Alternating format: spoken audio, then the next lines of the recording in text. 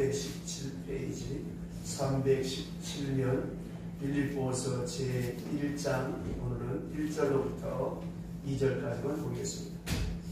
빌립보서 제1장 1절로부터 2절, 제가 지난번에 말씀드렸던 것처럼 빌립보서는 짧으니까 미리 좀 읽어오시면 참 좋겠습니다.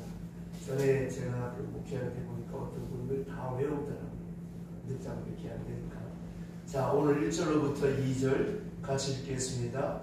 그리스도 예수의 종 바울과 디모데는 그리스도 예수 안에서 빌립보에 사는 모든 성도와 또한 감독들과 집사들에게 편지하노니 하나님 우리 아버지 주 예수 그리스도로부터 은혜와 평강이 너희에게 있을지어다. 아멘.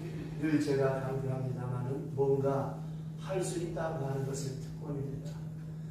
교역자가 아무리 예배 생활에 열심히 하십시오, 수요 예배 나오십시오, 새벽 기도 나오십시오 해도 안 되는 사람은 안 되는 거예요. 이거는 할 수 있는 하나님의 은혜를 주신 특권입니다. 이것뿐만이 아니라 여러분들이 어떤 자리에서 무슨 일을 하든지 내가 그 일을 할 수 있다고 하는 것은 하나님의 특별한 요청입니다. 왜냐하면 내 건강이 허락지 않아 보세요. 내가 그 자리에 없어 보세요. 하고 싶어도 못하고. 근데 우리는 자꾸만 이 유교적인 사상과 자기 입지를 비하해서 아이고 내 꼬라지니까 난 이런 일을 한다. 이거는 마귀가 주는 생각. 나보다 더 못한 처지 있는 사람도 많아요. 오늘 아침 신문에 보니까 그 고음들이 모여가지고 서로 불평을 하는데 총을 난 하도 못해가지고 온 처지가 수시가 아프다고 딱 보면 여기 야야 난 동안 난 먹고 날 싸대 그러니까 야구 웃기고 앉았네. 야 니네 쌤 저 야구방이 맞아봤어. 무슨 근데 골프공이 나와갖고 야 야구방이 웃기지 마라. 나는 쌤통을 헛볼 계속. 자 생각해보세요. 사람이 살아가는 처지가 다 어떤 자리에 있든지 여기가 하나님이 내게 주신 은총의 자리 특권이다. 아멘. 오늘도 어르신이가 신방하면서 그 아들한테 그랬어요. 내가 하는 일이 하나님 맡긴 성질이다. 내가 맡은 일터가 성질이다. 그런 일하는 정말 그렇습니다.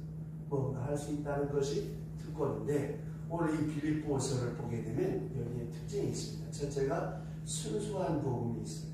그리고 고난을 이기는 기쁨이 있습니다. 그리고 세 번째가 무엇인가 하면 그 환난 가운데서 환난을 극복한 높은 소망이 있고 그리고 더 중요한 것은 이것은 실제적으로 바울이 감옥 속에서 경험한 신앙 간증이다. 그러니까 이거는 추상적이거나 논리적이거나 교리적인 것이 아니고 철학적인 것도 아니고 사도 바울이 몸소 그 감옥 속에서 경험하고 체험한 간증이기 때문에 이 빌립보서는 언제나 읽어도 우리에게 위로와 기쁨과 소망을 줍니다. 그래서 빌립보서의 다른 제목이 희락의 복음입니다. 자, 이 빌립보서의 세 가지 별명 가운데 제가 하나 말씀드리는데 첫 번째가 바로 희락의 기쁨의 복음입니다. 그리고 또 말씀드렸던 것처럼 바울이 감옥에서 쓴 편지입니다. 그러니까 내가 뭐 편안하고 안락한 자리에서 쓴 편지가 아니에요. 이 감옥에서 온 편지이기 때문에 생명의 미래가 어떻게 될지 알 수 없는, 예측할 수 없는 유언과 같은 이제 머지않아 죽을 건데 언제 형이 집행될지 알 수 없는 그런 아주 생의 귀로에 서서 쓴 편지입니다. 그리고 또 하나는 여기에 이 내용은 전부 다 사랑에 대한 내용이에요. 우리가 이미 공부했습니다만 에베소서나 갈라디아서나 고린도전서는 보면 어떻습니까? 교리에 대해서, 윤리생활에 대해서, 또 교회의 잘못된 걸 지적하고 심지어 그 교회에서 해를 끼친 사람들 이름까지 지적해주고 또 내가 생각하면 참 나를 위해서 목련 내어줄 사람이 있다. 사도 바울 목회 사역에 바울을 도와준 고마운 사람들 이름까지 적어주면서 또 너희들 이름은 잘못됐다, 고쳐야 한다, 책망하는 그런 내용들이 있고 또 이런 사람들 내쫓으라 하는 그런 말씀들이 고린도서, 에베소서에, 갈라디아서에 있지만 빌립보서에는 그런 권면의 말씀이 없습니다. 처음부터 끝까지가 이 사랑스러운 고백을 쓴 편지로 사랑으로 시작하고 감사로 끝을 내는 그런 말씀만 있습니다. 이 세 가지가 이 사도 바울이 빌립보를 쓰면서 나타난 이 빌립보서의 특징. 첫째가 희락의 복음이라고 했고, 두 번째가 이 편지는 감옥에 쓴 편지고, 세 번째는 사랑의 서신이다. 자, 그래서 이 빌립보서에 보면 그 기쁨이라고 기뻐해라 하는 말씀이 무려 9번이나 나옵니다. 특별히 빌립보서에서 기뻐하라고 이 말은 특별한 의미가 있어요. 기뻐하라고 하는 말도 그대로 너희가 기뻐하라 이런 추상적인 말이 아니고 나는 기뻐한다, 내가 기뻐하리라, 너희도 기뻐하라. 바로 이런 점에서 내가 먼저 행복하고 내가 먼저 기쁘고 내가 먼저 즐거워서 상대방에게 기뻐하라 하는 이런 특별한 의미가 있는 것입니다. 정반대로 얘기를 하면 어떻게 되겠습니까? 내가 징징거리고 살고 울고 불며 살면서 너는 기뻐해라. 나는 고생하는데 너는 잘 살아라. 너는 즐거워라. 이러면 이게 말이 안 되잖아요. 요새 그 오영 박사의 자녀교육에 대한 것이 방송에서 많은 사람들의 시청이 있는데 그 내용을 보면 간단합니다. 자녀교육. 엄마 아빠가 기뻐하고 즐겁게 살면 되는 거예요. 이게 안 되니까 이제 여기서부터 문제가 되어지는 것입니다. 그래서 여기 보면 사도 바울이 빌립보서 2장 17절에 보면 이제 앞으로 공부하겠습니다만 2장 17절 미리 한번 봅시다. 2장 17절 다 같이 빌립보서 2장 17절 시작. 만일 너희 믿음의 재물과 성령 위에 내가 나를 전제로 드릴지라도 나는 기뻐하고 너희 우리와 함께 기뻐하리니. 아멘. 이 관제라고 하는 제사가 공을 쳐서 피를 받아서 제단에 뿌리는 제사예요. 내가 이렇게 목배임을 따가지고 기뻐한다. 그러므로 너희도 함께 기뻐하라. 이것이 빌립보서의 특징입니다. 또 그런데 이 기뻐하라고 하는 말에는 그 의미가 더 깊은 뜻이 있는 것이 무엇인가 하면 아까 서두에 말씀드렸던 것처럼 감옥에서 하는 말이에요. 감옥에서 생사의 귀로에 서서 앞으로 몇 시간 또 며칠 후에 어떻게 될지 모르는 상황 속에 사는 예를 들어서 즐거운 일이 있을 때 이렇게 잔치를 베풀면서 기뻐하라 하는 그런 기쁨하고는 차원이 다른 거예요. 언제 죽을지 모르는 생명이 촉각에 달려있는 이 위험한 시간을 살아가면서 그는 기뻐한다. 그 감옥이 그 당시 2000년 전 감옥을 생각해 보세요. 얼마나 척박이 있겠습니까? 근데 그 감옥 안에 있으면서 감옥 바깥에 있는 성도들에게 기뻐하라. 이 얼마나 은혜롭습니까? 자, 여러분, 내가 남보다 좋은 여건에 살면서 남한테 전도하려고 그러면 여러분, 이게 이 전도하기가 참 힘든 거예요. 또 내 자신이 남보다 어렵고 몸도 약하고 사업도 안 되고 어려운 형편에 있으면서도 그 얼굴이 빛이 나고 항상 시끌벅글하고 늘 기뻐해. 그러면 이 사람은 그 표정 자체가 그 삶 자체가 전도가 되어집니다. 그거 한 가지만 가지고 전도가 됩니다. 남이 묻기를 아니 그렇게 당신은 말이야 몸에 병도 있고 사업도 시원찮고 내가 생활도 어려운데 뭐가 그렇게 기쁘냐고 내가 당신을 가만히 보는데 그 얼굴에 근심이 하나 없다고. 그 비결이 뭐냐고. 궁금하시냐. 내가 교회를 다닌다. 이래야 전도가 돼. 내가 넉넉하고 평안하게 있으면서 다른 사람들 위로한다면 그 위로가 되겠습니까? 또 하나 우리가 맨날 산에 고산에 질질 짜고 울고 한마는 이 세상 괴로워하면서 교회 가자고 해보세요. 뭐라고 해서 야 너나 잘 믿어라. 그러니까 예수 믿는 사람은 어떻게 해야 되겠습니까? 가난한 사람도 깔끔하게 멋있게 입고 내 생활이 여러도 하나님의 약속을 믿고 하나님의 축복을 믿고 다 시끄럽고 해야 돼. 이게 예수 잘 믿는 것입니다. 특별히 여러분 남보다 어려운 여건에 있다라고 하는 이 역설적인 기쁨, 환경과 관계없이 이 환경에 대해서 파라독스칼하게 역설적으로 기뻐하는 그런 기쁨, 그런 행복을 가진 사람이 전도할 수 있고 그런 사람이 예수를 잘 믿고 저번에도 말씀드렸죠. 병원에 위암 말기로 이제 시한부생을 사는데 하나님 가서 뭐라고 위로를 하면 좋을까? 참 목사로서 근심이 많다. 갔는데 그거 우리 식구가 아이고 목사님 바쁜데 안 오시는데 뭐 오셨어요? 오히려 위로하는 사람들을 그 환자가 위로하면서 기쁘게 여겨대주는 그냥 근심이 싹 가시잖아요. 들어섰는데 울고 불고 하나님 계시네 안 계시네 목사님 기도하는 거예요 안 하는 거예요. 이러면 참 피곤한 거예요. 보세요. 내가 살아서 하나님께 영광하면 내 몸의 암세포가 다 터져서 살아. 내가 죽어서 영광할 것 같으면 스테반처럼 쉽게 죽는 거야.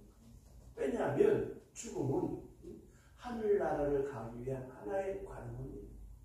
이 땅에 살 때는 병 걱정해야 돼. 그 걱정해야 돼. 자식 걱정해야 돼. 뭐 걱정하는 날이 어디 있습니까? 울고 슬프고 애쓰고 힘쓰고 괴롭고 고통. 그러나 죽음은 뭐예요? 인생의 수고를 다 그치고 이제는 안식과 위로와 평안과 주님과 함께 영원히 왕노릇하는 그 천국에서 우리가 함께 사는 것이기 때문에 고통의 관문, 눈물의 관문, 괴로움의 관문을 넘어가 주와 함께 사는 그 시간이기 때문에 육적으로야 참 슬프지요. 그러나 소망적으로 어떻습니까? 내 앞에 영원한 하늘나라가 기다리고 있는.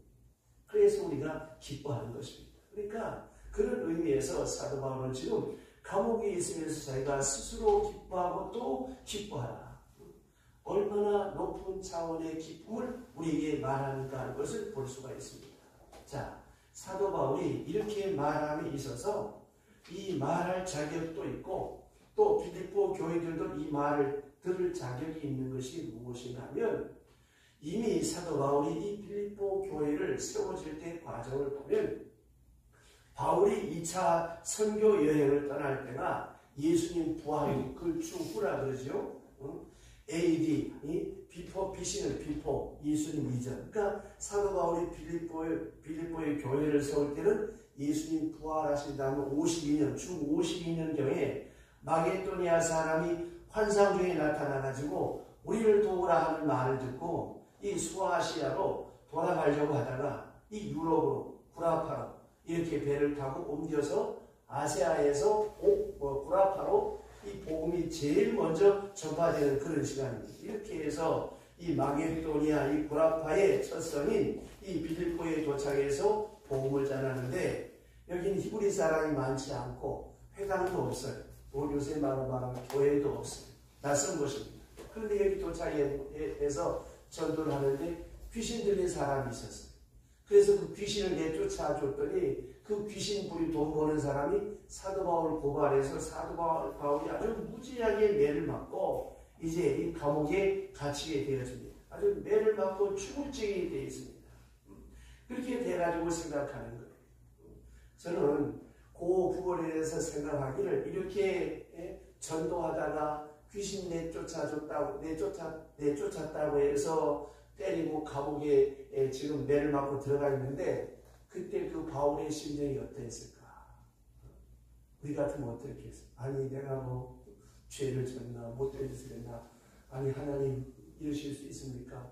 나 때리는 사람 둘이 벌써가 손이 비틀어지게 해야지 이러는 게 이 당연지사 아니에요? 근데 사도 바울은 이 순간에 이 감옥에서 찬송을 불렀다는 거예요. 이 얘기 뭐 수도 없이 해서 잘 아시겠다 길게 말씀하는 얘기. 자, 왜 찬송을 불렀을까? 또 강조하고 또 반복하는 것은 찬송 부르면 옥문이 열리고 내가 나올 거다. 그럴 거 없었어요. 바울은 여기서 생각했습니다. 야, 내가 예수 믿는 사람을 잡아 죽이고 때려 죽이기 위해서 담에서 도사까지 갔었는데 그때 하나님께서 나를 내려 찍으셔서 나는 죽었다. 그런데 나는 예수와 원수됐던 사람이고 죄인 중에 계신데 나 같은 사람을 하나님께서 사도로 불러주시고 이 추하고 더러운 내가 주의 복음 전하는 사람이 되어서 복음 전하다가 내가 매를 맞았다. 소통만한 의를 위해서 내가 핍박을 받았다. 아, 영광이다, 특권이다. 나는 벌써 지옥으로 떨어져야 될 사람인데 내가 하나님의 은혜로 구원받고 하나님의 백성이 되고 복음 전하는 사도가 되었다. 이게 얼마나 큰 특권이냐, 얼마나 큰 복이냐. 할렐루야, 감사합니다. 노래하고 찬송했다고 하는 것입니다. 이게 바로 사도 바울의 감사예요. 내가 죄인 중에 그에서 있던 내가 하나님의 종 된 거, 또 복음 전하다 순교하게 돼서야 감사하고 하늘나라 약속 주셔서야 감사하고 그리고 거룩한 성도의 반열에 참여한 거 감사하고 이렇게 그는 감사하며 노래했어요. 내가 이렇게 감사하고 노래하면 옥문 열어줄 것이다. 이런 마음은 손톱만치도 없었습니다. 여러분 이걸 항상 생각해야 돼요. 그래서 바울은 항상 기뻐하라, 범사에 감사하라, 쉬지 말고 기도하라. 데살로니가전서 5장에서 말씀하고 있잖아요. 우리 성도의 삶은 아까 말씀드렸던 것처럼 특권이라고 했어요. 매 맞는 것도 특권, 손해보는 것도 특권. 생각해 보세요. 내가 뭐 실수 한두 가지 합니까? 얼마나 많은 실수가 있는데 그 중에 요거 하나 실손해봤다. 아이고 감사합니다. 그 많은 실수 머무르시고 감사합니다. 여러분 죄가 얼마나 많아요? 솔직하게 드러난 죄가 많습니까? 안 드러난 죄가 많습니다. 안 드러난 죄가 많지. 얼마나 감사합니다. 이 감사에서 노래할 때 하나님께서 역사하시는 것입니다. 그래서 빌립보 감옥에서 감사하고 기뻐하고 찬송 부름으로 말미암아 옥문이 열리고 그 옥문이 열리는 사건 때문에 빌립보 교회가 세워지고 그러니까 이 빌립보 교회를 향해서 그가 말하기를 기뻐하라 할 때 그 기쁨의 의미는 무엇입니까? 능력이었어요. 찬송이 능력이었어요. 감사가 능력이었단 말입니다. 이 정말론적인 그런 기쁨입니다. 이건 뭐 주식이 올라가지고 뭐 매출이 많아서 뭐가 잘 돼서 오는 출세에 사는 그런 기쁨하고는 차원이 다른 거예요.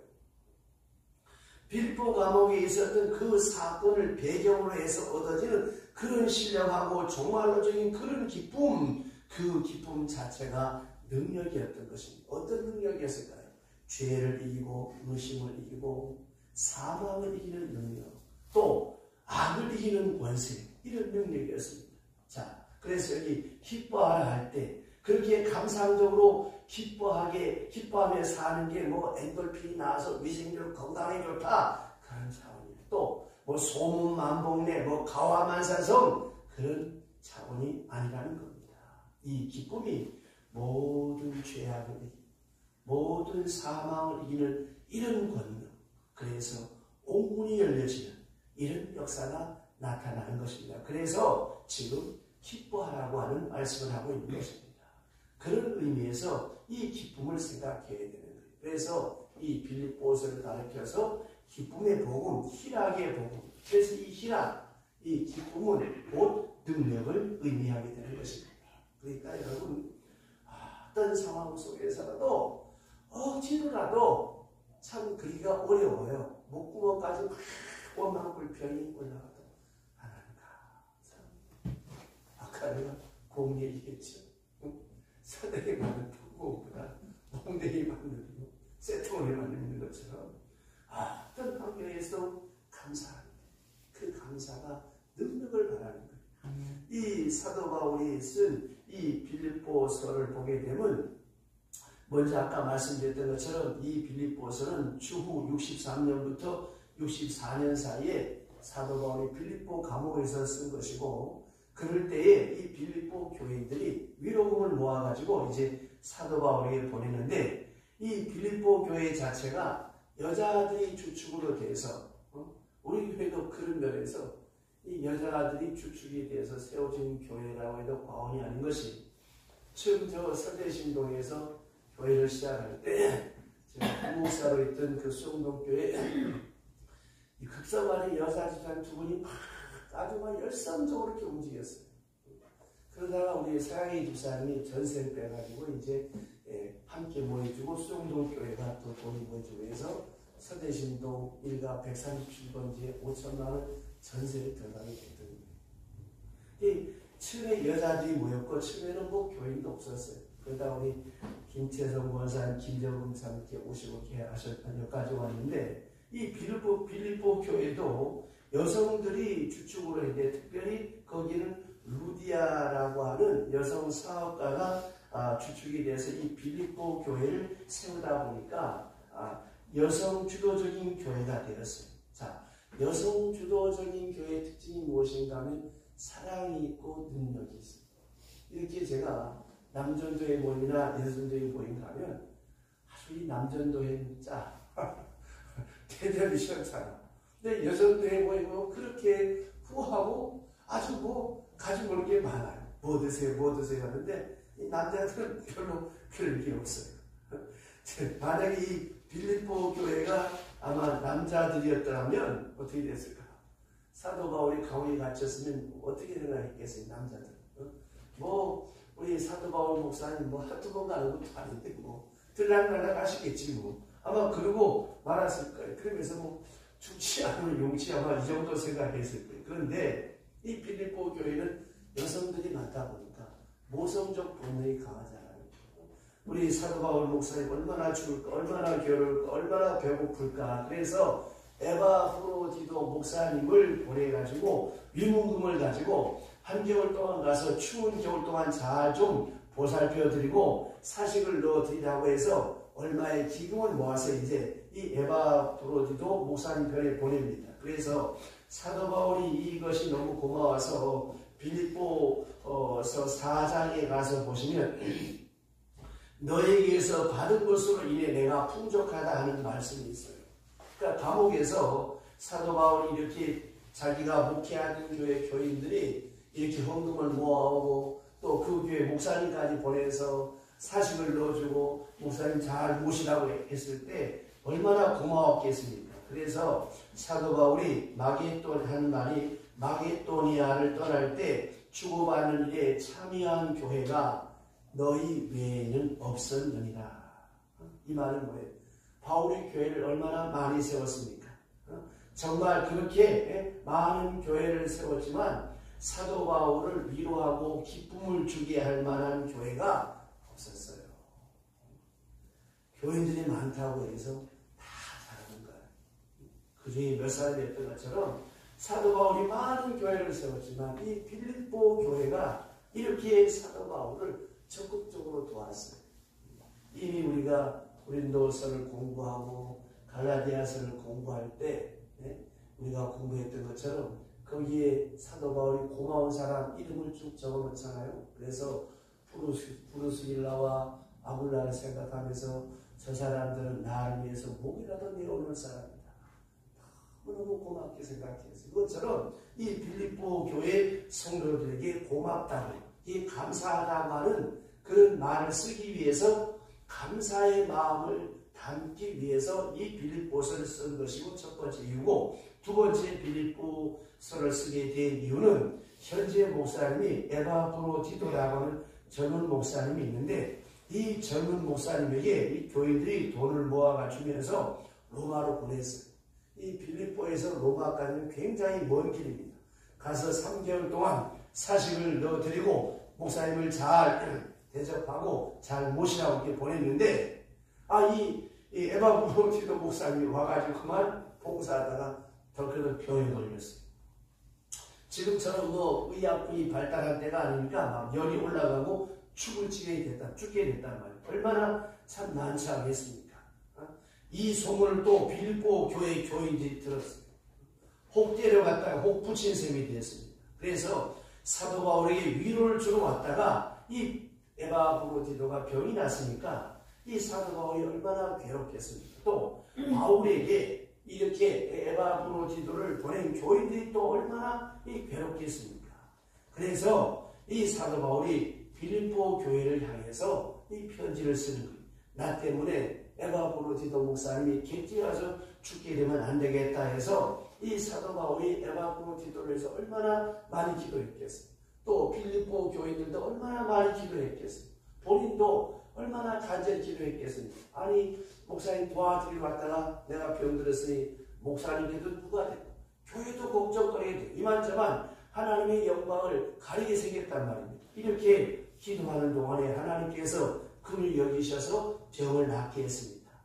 그럴 때에 사도 바울이 좀 더 데리고 있고 싶었지만 빌립보 교회 교인들이 걱정할까봐 이 건강한 모습을 빨리 보내주고 싶어서 그 걱정에서 해방되게 하기 위해서 에바브로디도를 보내게 됩니다. 보내면서 에바브로디도 목사님은 착한 종이라고 자기 목숨을 돌보지 않고 나를 도왔다고 아주 귀한 종이라고 이런 추천서를 쓰게 됩니다. 바로 그런 목적으로 이 빌립보서가 기록이 되어졌다는 것입니다. 또 하나는 이 빌립보서를 쓰게 된 세 번째 이유가 뭔가 하면 앞에 있는 환난, 그 환난을 위로하고 격려하고 소망을 주게 했었고 네 번째가 무엇인가 하면 이 빌립보 교회도 약간의 문제가 있었어요.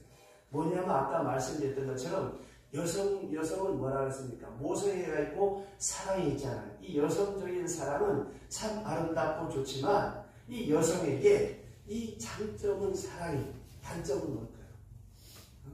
단점은 뭘까? 조동희 씨 단점이 뭘까? 질투. 이게 참 문제다. 이건 어느 교회는 다 있어요. 뭐 남자들이 다 있는데 여기 보게 되어지면 이 빌립보 교회에 힘 있는 두 여성 지도자가 있었어요. 하나는 루디하고 하나는 순두기예요. 이 두 여자가 시기 질 때 늘 팽팽히 맞서서 티각태각하는. 그래서 빌립보 사내에 가서 같은 마음을 품고 유디오기와 순두기의 권한을 바울이 이렇게 말했거든요. 그러니까 이 두 사람을 화해시킬 마음으로 두 마음을 품지 말고 한 마음을 품어라. 그리스도의 마음을 품어라. 왜? 앞으로 하늘나라 가서 다시 만나게 될 터인데 그렇게 티각태각 싸우면 되겠느냐. 생명의 기업을 누릴 자이기 때문에 싸우지 마라. 하나가 되라고 부탁합니다. 그것이 또한 이 편지를 쓰게 된 그런 목적이었습니다. 이런 이유로 이 빌립보서를 쓰게 됐다고 하는 것입니다. 자, 이제 본론으로 들어가서 1절과 2절 말씀이 참 중요한데 간단하게 말씀을 드리면 예수 그리스도의 종, 이 바울과 디모데를 했습니다. 바울 자신을 먼저 소개합니다. 자기 자신을 소개함에서 첫째가 무엇인가 하면 나는 예수의 종이다. 여기 중요한 의미가 있습니다. 이 종이란 말은 헬라 말로 둘로스, 아포스톨로스, 파울로스. 헬라 말로 말은 나는 예수 그리스도의 종이다. 근데 이 종이라고 하는 것은 노예입니다. 옛날 그 당시 2000년으로 돌아가 생각해 보면 옛날 이 노예는 팔고 사는 그런 노예를 말합니다. 우리가 흔히 말할 때 종살이, 머슴살 이런 거하고는 차원이 다른 게 노예라고 하는 개념상 다릅니다. 노예는 뭐냐면 그냥 개돼지처럼 사고 팔고 하는 거예요. 노예와 당나귀는 같은데 노예와 당나귀가 다른 것은 노예는 말을 한다는 노예는 다른 것이 있었어요. 똑같은 사람이면 이렇게 동물 취급을 했다는 것입니다. 그래서 심지어 이 노예를 많이 불리기 위해서 자기 집에 일을 시키기 위해서 아주 인위적으로 짐승들이 이 교미에서 새끼를 낳게 하는 것처럼 그렇게 자식을 많이 낳게 했다는 거예요. 그러니까 아주 그 당시 인권이라고는 없는 거예요. 그러니까 여기 노예가 있으면 건장한 남자를 불러다가 애를 낳고 애가 또 클만하면 또 다른 남자를 불러서 또 애를 낳고 이렇게 해서 마치 짐승을 불리듯이 그 당시 이렇게 풀려나갔다고 하는 이게 바로 노예라고 하는 겁니다. 그러니까 이 노예라고 하는 것은 무엇입니까? 영원히 주인의 소유요. 그리고 이것은 얼마나 처절하고 부끄러운 이름인지 우리가 머리로 생각한 이상의 척박한 삶이 노예. 죽지 못해서 사는 말 그대로 짐승 같은 그런 존재가 노예예요. 자, 그런데 사도 바울이 여기서 노예라고 했어요. 자기를. 나는 예수 그리스도의 노예다라고 말할 때 그는 무엇 때문에 노예라고 했겠습니까? 그 옛날에 척박했던 시대에 그 노예는 누구의 소유라고 했어요? 주인의 소유. 그럼 바울이 노예라고 한 것은 무엇입니까? 나는 그리스도의 절대적인 소유다. 예수 그리스도의 것이다. 나는 그리스도의 것이다. 내 것은 아무것도 없다. 내 소유, 내 건강, 내 생명, 내 재능도 다 주인이었던 것처럼 고린도전서 6장 20절에 보면 핏값을 주고 샀다 그랬어요. 노예를 사고 팔았거든요. 사고 팔기도 했으니까 예수께서 피의 값을 치르고 나를 샀다. 얼마나 내가 노예지만 존귀한 존재냐. 나는 예수에게 팔려온 노예다. 영원한 노예다. 철저한 노예다. 절대적인 노예다. 절대소유다. 나는 예수의 것이다. 나에게는 아무런 자유로 선택도 없다. 그런 의미에서 자기 자신을 노예라 이렇게 인정했다는 것입니다. 우리가 너무 쉽게 예수의 종, 그리스도의 종 그럽니다만은 이 종이라고 하는 말은 그렇게 함부로 쓰는 말이 아닙니다. 참 귀중한 말입니다. 완전히 그리스도의 소유물이다. 절대의 소유물이다. 가지고 있는 물질만이 아니고 그 재능까지도 다 주인의 것이다. 근데 그 주인이 누구냐? 전능하신 하나님. 나는 하나님의 종이다. 이런 특권 의식으로 바울은 자기를 종이라고 했고, 두 번째, 바울은 절대 순종했습니다. 너희에게는 사상이 필요 없어요. 너희에게는 자유의지도 필요 없어요. 의지도 자기 것이 아니에요. 주인의 뜻이 노예의 뜻이요, 주인의 생각이 노예의 생각이요, 주인의 마음이 노예의 마음으로 연결되어야 되고, 자기 의지는 없는 거예요. 내가 이렇게 하고 저렇게 하고 그렇게 판단할 수 있는 자격이 없는 것입니다. 다 주인의 것입니다. 절대 순종입니다. 이거는 문자대로 절대 순종. 단 한마디도 거절해서도 안 되고 치연해서도 안 되고 핑계댈 수가 없는 거예요. 뿐만 아니라 이 순종에는 순종 끝에도 칭찬도 없고 상급도 없는 것이 노예고 그리고 종이에요. 예수님께서 말씀하셨잖아요. 종에게 일을 시킨 다음에 잘했다 칭찬하겠느냐? 너 여기 와서 앉아 먹으라? 이렇게 칭찬하는 게 없다는 거예요. 고맙다고 인사할 것도 없다는 거예요. 당연히 할 거 하는 게 노예라고 하는 것입니다. 이게 하나님의 종, 하나님의 노예라고 하는 거예요. 그러니까 여러분들이 교회인 하고 나서 누가 알아주길 바라든지 왜 칭찬 안 해줬나, 칭찬 듣고 싶은 이런 생각이 있다면 적어도 그 시간만큼은 노예가 아니에요. 주의 종이 아니라 말이에요. 주의 종은 단 한 번의 칭찬도 없어요. 이게 노예, 이게 일반적인 종이 아니에요. 이 노예라고 하는 것이 이렇게 처절한 자리에 있는 것입니다. 그래서 사도 바울은 그 많은 수고를 하고도 하나님께 대한 원망이나 불평이 없었어요. 오직 감사. 아까 말씀드렸던 것처럼 내게 이런 일을 맡겨주심을 감사. 그러니까 우리가 교회 봉사할 때 참 조심해야 돼요. 하나님 앞에 뭘 할 때 참 조심해야 돼요. 하나님이 내게 그런 은혜를 안 주시면 내가 할 수가 없는 거예요. 오늘 예배 자리도 하나님이 은혜 안 주시면 못 옵니다. 헌금요, 다만 교회 오래 다녀보세요. 못하는 사람은 못해. 죽어도 못해. 네? 은혜 주시고 없어도 하나님 앞에 바치고 싶고 없어도 주고 싶고. 그래서 이 물질은 우리의 생활의 신앙 고백은 뭐예요? 나의 신앙 고백은 뭐예요? 주의. 물질에 대한 신앙 고백은 11조. 봉사에 대한 신앙 고백은 내 몸의 헌신. 모든 것은 하나님께서 내게 주셨고 내게 그런 성령의 감화와 감동을 주셔야 할 수가 있는 거예요. 자, 보세요. 사도 바울이 얼마든지 자기 일을 자랑할 수 있어요. 자기를 내세울 수 있어요. 그러나 나는 노예다. 모든 판단의 비판, 이성 비판 다 내려놓고 나는 노예다. 그 노예로서 철저한 순종을 말하는 것이죠. 나는 세 번째가 바울이 노예라고 하는 말은 나는 예수의 노예다라고 하는 말을 할 때 영광을 생각한 것 같습니다. 이거는 영광된 이름으로 소화했다는 거예요. 자, 선지자의 칭호와 종이었기 때문에 아브라함도 모세도 여호수아도 다윗도 그리고 선지자들도 하나님의 종이었습니다. 그래서 그 타이틀, 그 이름 자체가 영광된 것으로 받아들여질 수 있었다는 것입니다. 정말로 그리스도를 사랑할 때 말입니다. 노예는 노예지만 나는 아무개의 노예다. 나는 저 훌륭한 분의 노예다라고 할 때 거기에 프라이드가 생기고 거기에 특권이 생기잖아요. 전에 제가 그 수성동기 부목사를 때 본 주일날 기사들이 많이 왔어요. 자기 사장님 모시고. 이제 기사도 등급이 다른 거예요.